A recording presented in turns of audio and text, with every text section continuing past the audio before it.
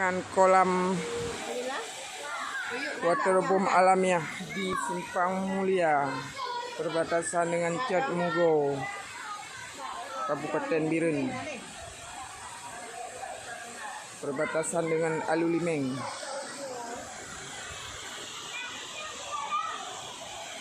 Penemuan terbaru.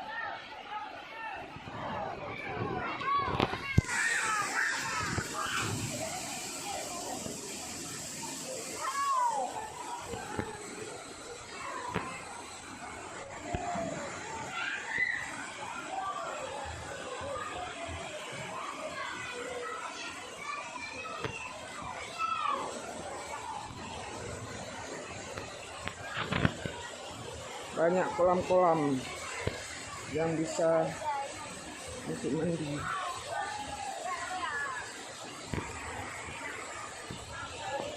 Dengan pemandangan yang alamiah sangat memukau untuk para wisata.